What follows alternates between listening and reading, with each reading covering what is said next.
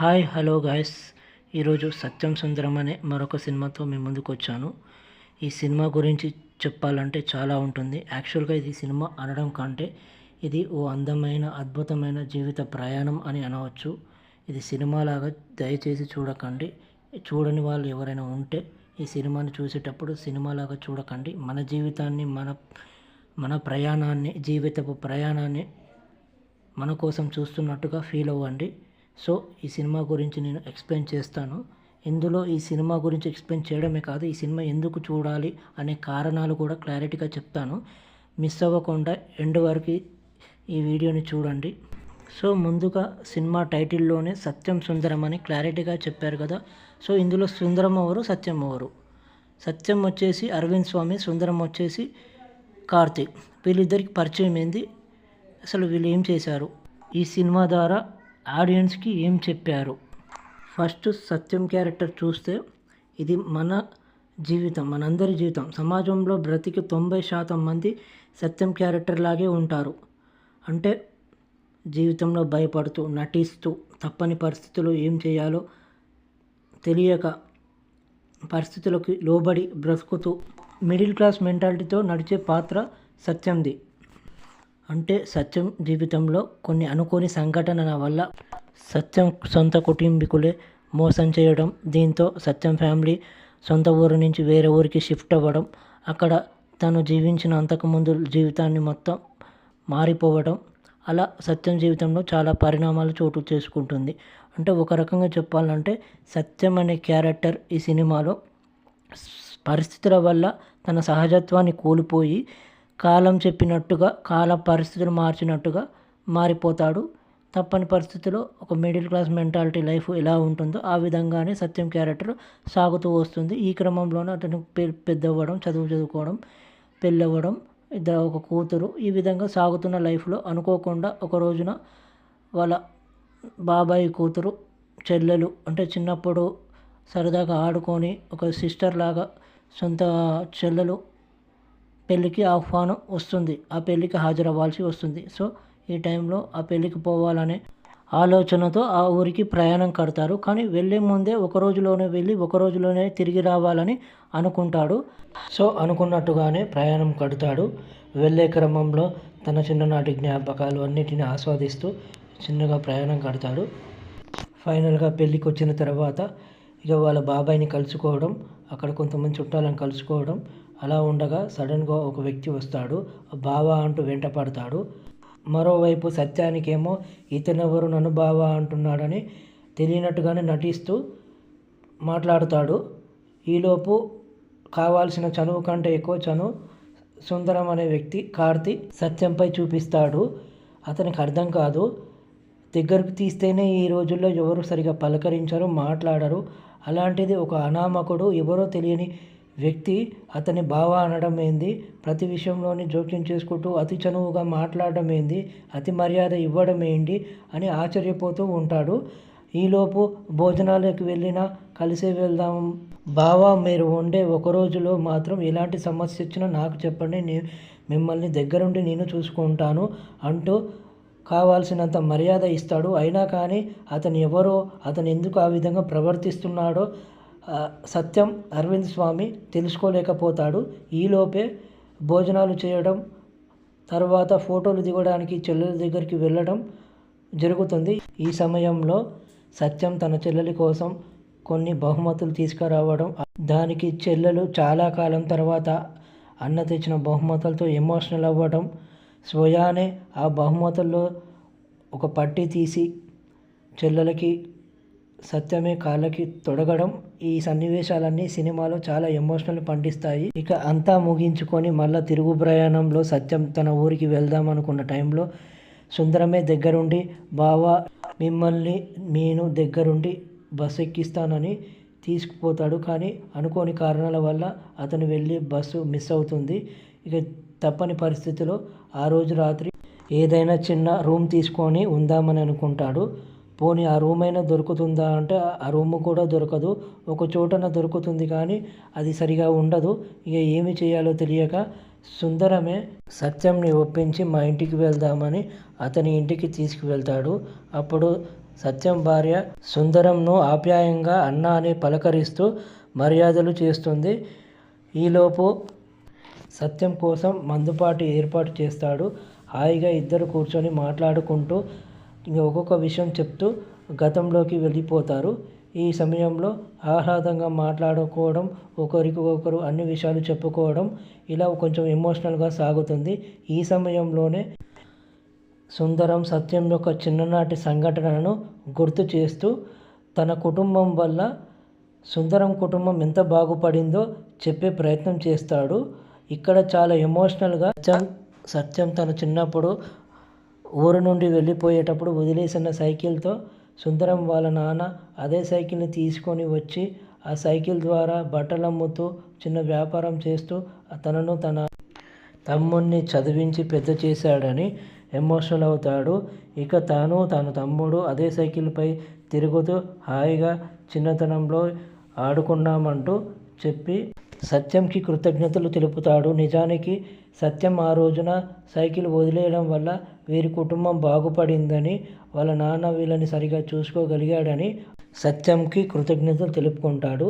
కేవలం సైకిల్ సహాయం చేసిందని ఇంత గౌరవిస్తావా, ఇంత మర్యాదగా మనుషులు పలకరిస్తారా, అలాంటి మనుషులు కూడా ఈ సమాజంలో ఉన్నారా అంటూ సత్యం ఆశ్చర్యపోతారు. ఎందుకంటే చిన్నప్పుడు అతను కానీ ఆ కుటుంబం కానీ ఊరి నుంచి వెళ్ళిపోవడానికి కారణం తన సొంత కుటుంబీకులే. మానవత్వం లేకుండా మనుషుల మధ్య వ్యత్యాసం ఇలా ఉంటుందా అని సుందరాన్ని చూసి ఆశ్చర్యపోతాడు. ఇక తాను అక్కడ ఉండలేనని సుందరానికి చెప్పకుండా ఒంటరిగా తన ఊరికి వెళ్ళిపోతాడు సత్యం. ఇక జరిగిన విషయం మొత్తం సత్యం తన భార్యతో చెప్తాడు. ఇలా ఒక వ్యక్తి పరిచయం అయ్యాడు, కానీ వెంట పడ్డాడు, బావా అంటూ మర్యాద చేశాడు. చివరికి తన ఇంటికి తెలుసుకుపోయి అన్ని విషయాలు చెప్పాడు. ఒక వ్యక్తి చిన్న హెల్ప్ చేసిన కారణంగా జీవితాంతం గుర్తుంచుకుంటారా, నేను ఇంతవరకు చూడలేదు అంటూ ఎమోషనల్ అవుతాడు. ఆ తర్వాత వెంటనే అనుకోకుండా సుందరం సత్యానికి ఫోన్ చేస్తాడు. ఏంటి బావా నువ్వు చెప్పకుండా వెళ్ళిపోయావు అని అడుగుతాడు. ఈలోపు సత్యానికి తన కొత్త ఇంటి కోసం 15 లక్షల డబ్బు అవసరం ఉంటుంది. ఈ విషయం తెలుసుకున్న సుందరం, డబ్బే కదా బావా, నేను 15 లక్షలు నేను ఇస్తాను అని తనకిస్తాడు. అది తెలియక సత్యం ఆశ్చర్యపోతాడు.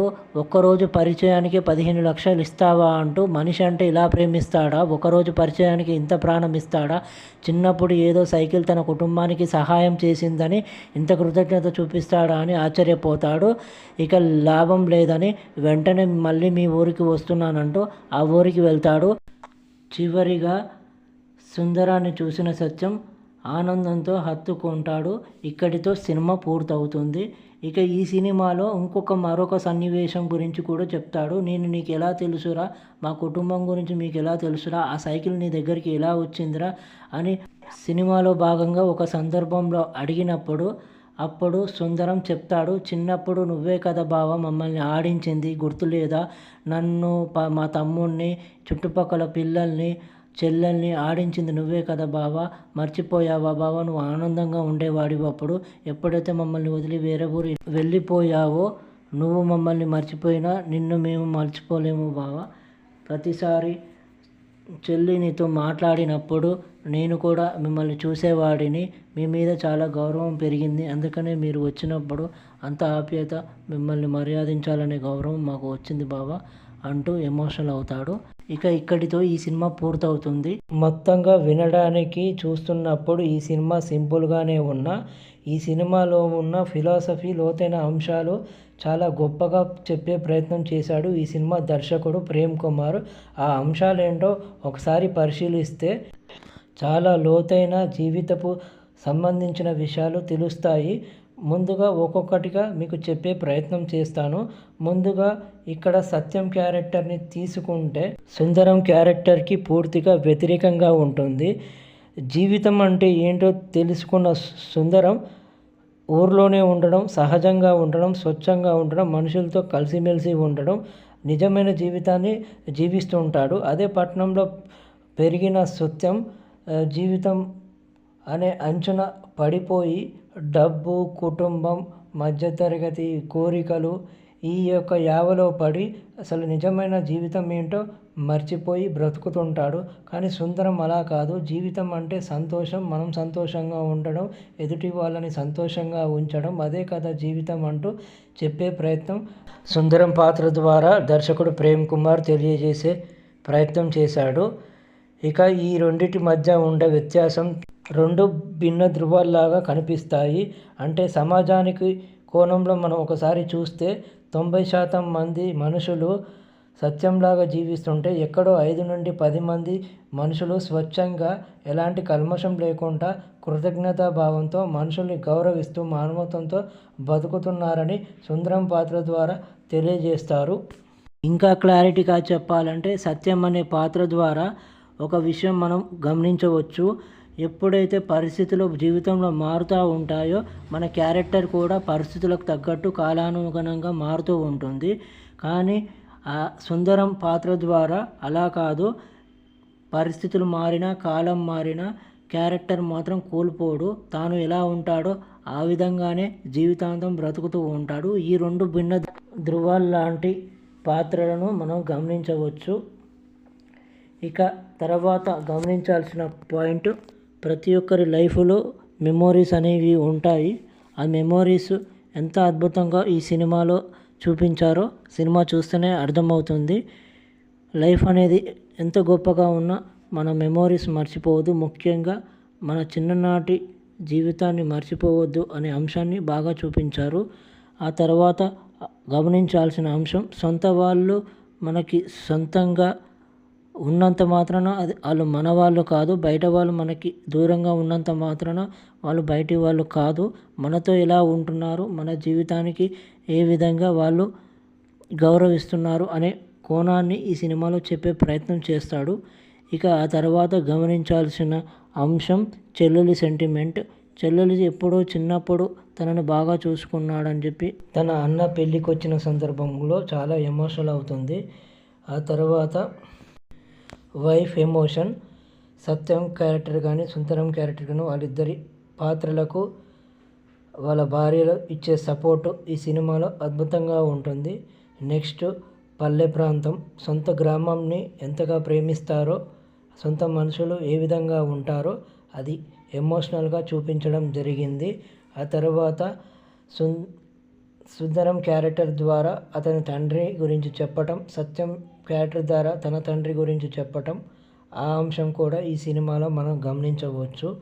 మొత్తంగా ఈ సినిమా ద్వారా మనిషి ఆర్టిఫిషియల్గా బ్రతికితే ఏ విధంగా ఉంటాడు, స్వచ్ఛంగా ప్రేమతో బ్రతికితే ఏ విధంగా ఉంటాడు, ఈ రెండింటి మధ్య తేడాని ప్రస్తుత కాలానికి మనుషులు ఏ విధంగా ఉన్నారో దాన్ని ఉదహరిస్తూ చెప్పడం సత్యం సుందరం యొక్క పూర్తి సారాంశం. ఈ సినిమా చూడని వారు ఎవరైతే ఉన్నారో వెంటనే చూసేయండి. నేను చెప్పిన దానికంటే చాలా రెట్లు ఈ సినిమా అద్భుతంగా ఉంటుంది.